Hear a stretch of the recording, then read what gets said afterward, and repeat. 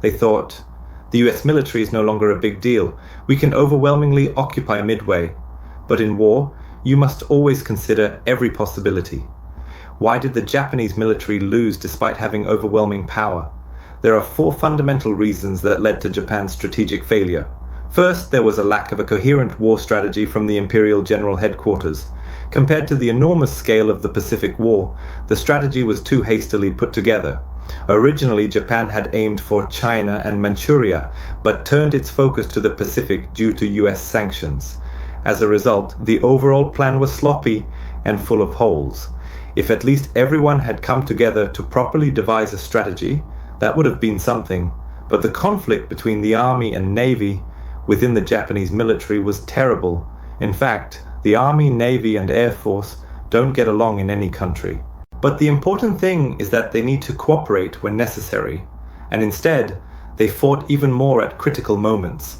To give you an idea of how bad it was, when the Army and Navy held joint meetings at the Imperial Headquarters, the Navy commanders would cross their arms and sleep. He even admitted it himself, that he pretended to be asleep. The third reason was the rigid organizational culture and bureaucracy. Japan failed to sink American aircraft carriers during the attack on Pearl Harbor, so they came up with 3 ideas for how to sink the carriers.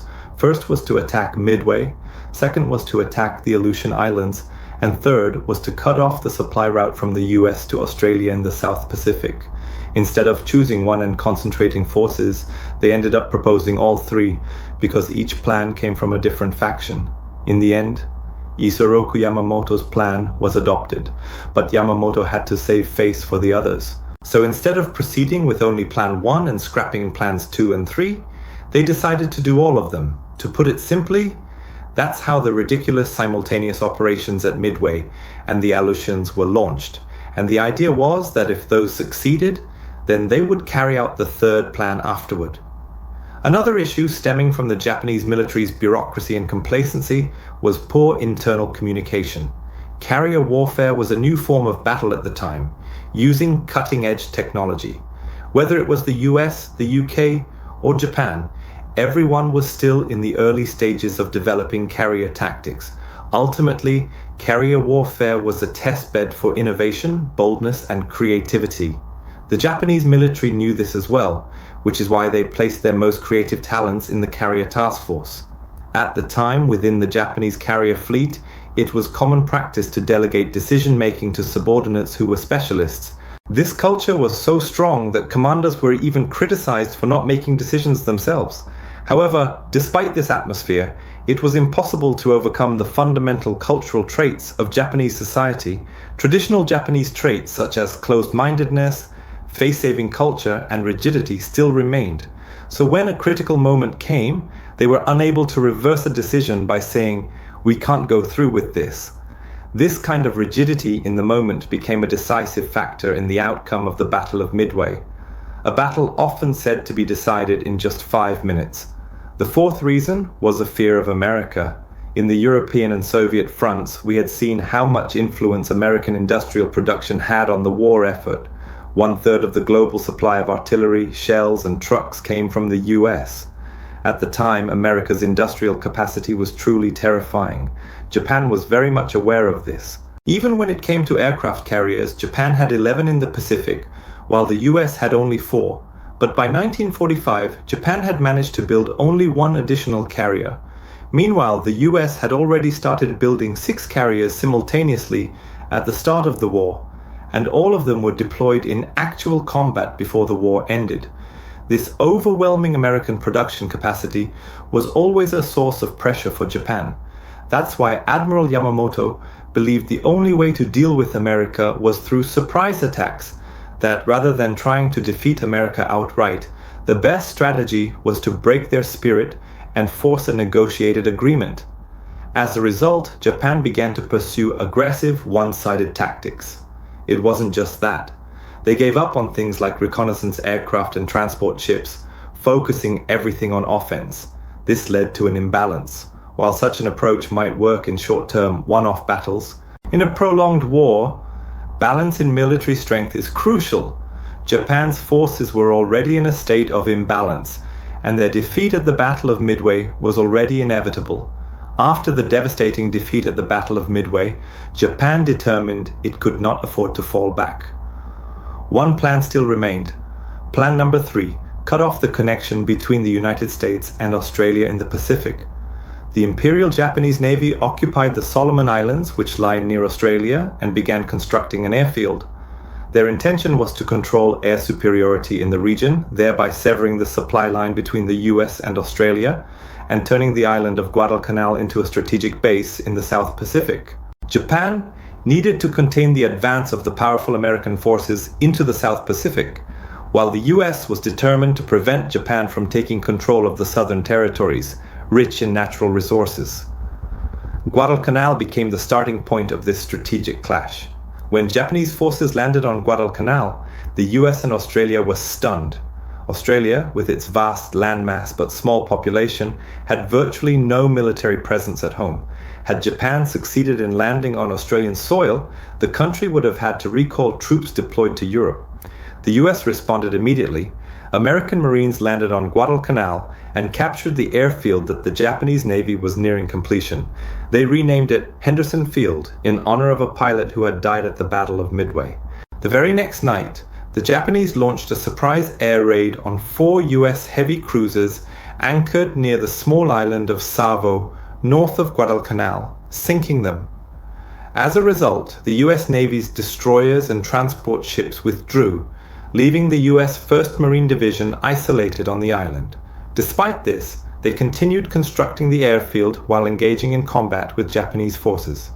When the Imperial General Headquarters learned that Guadalcanal had fallen into American hands, they ordered its recapture. Instead of using conventional transport ships, Japan deployed destroyers to move troops, prioritizing speed over capacity. Due to the limited space on these destroyers, more than half the troops and all heavy artillery, such as cannons, had to be left behind in Japan. Ultimately, only 9 to 16 so-called standard infantry soldiers were dispatched to retake the island. By that time, over 11,000 well-armed American troops had already fortified Guadalcanal, making Japan's attempt to recapture the island an impossible mission from the very beginning. However, the Japanese forces were undeterred. They believed they were invincible. 10 days later, on the night of August 18th, they landed on a beach more than 30 kilometers east of the airfield, which had been their original attack target. Certain that they had found the key to defeating the Americans, the Japanese launched their assault even without the support of follow-up units. This turned out to be a serious misjudgment. While the Imperial General Headquarters' poor intelligence was partly to blame, the bigger problem was that the Japanese army, intoxicated by a series of victories, had come to believe in the myth of their own invincibility. The crushing defeat at the Battle of Midway had been kept secret from the troops, so they had no knowledge of it. In fact, they didn't even have proper maps. Their plan was basically to keep following the coastline, assuming it would eventually lead them to their objective. But in any military operation, terrain is the key to success. The Japanese did, however, have one tactic they were truly confident in: night fighting and bayonet charges. At the time, most armies in the world rarely trained for night combat. So the Japanese believed that if their troops charged through the dark with swords and bayonets, the weak American soldiers would panic and be annihilated. But the American troops they encountered were not the ragtag militia the Japanese had expected. They were elite forces, fully prepared and well positioned. The Japanese soldiers had been ordered not to retreat or engage in a gunfight, but instead to charge relying solely on their swords and bayonets. As they advanced with bayonets in hand, many of them were killed without even firing a single bullet. At dawn, American tanks appeared, and the situation turned disastrous for the Japanese. The US tanks crushed the remaining Japanese soldiers like ants.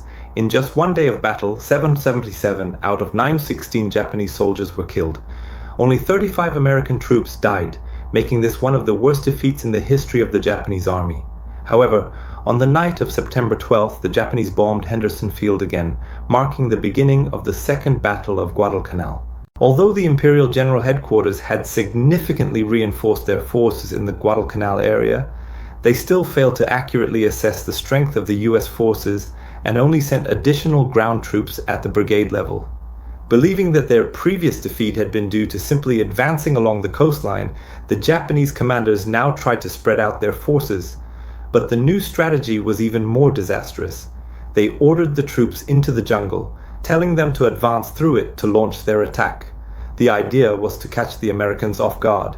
However, moving through the jungle was far more grueling than anyone could have imagined. Even after walking all day, they could only advance 4 to 8 kilometers.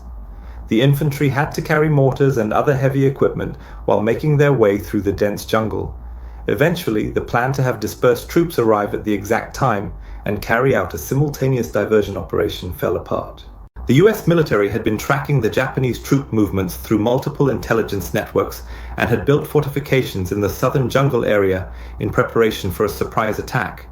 At the time, the Japanese troops, relying purely on courage, charged in single file during the night. There were so many Japanese casualties on a narrow ridge that the ridge came to be known as Bloody Ridge, and the battle itself was named the Battle of Bloody Ridge. After daybreak, when they saw the corpses, they were piled up one on top of another. But for the US forces, this was nothing short of a blessing. The Japanese charged directly into machine gun fire, and in the Battle of Guadalcanal, Japan was ultimately defeated by America's superior tactics, which were backed by overwhelming resources and mobility. This battle was not limited to Guadalcanal itself.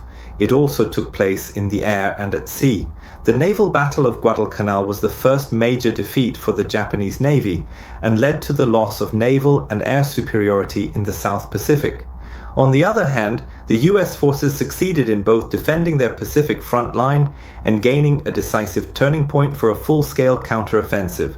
Following this, the US bombed the Marshall Islands, Palau Islands, and Mariana Islands, territories held by Japan, crushing the morale of Japanese troops. Eventually, Admiral Nimitz's Pacific Fleet and General MacArthur's Southwest Pacific Army launched their first large-scale joint offensive. There was also a major shift in air power. When avoiding dogfights, the Wildcat could hold its own against the Zero. The US pilots began to develop tactics that matched their own strengths. As a result, even the Wildcat was no longer inferior. Later, with the introduction of new aircraft such as the Hellcat, the performance gap widened, and American pilots began to surpass the Japanese even in terms of piloting skills. With this, Japan lost the Philippines and Iwo Jima fell, forcing Japanese forces to retreat to the home islands. Now all that remained for the US military was to launch an operation targeting mainland Japan. So how did the war in the Pacific, which began with an offensive from Japan, come to an end? Give me 300 planes, and I will turn the tide of war. There will be enough volunteers to save our country.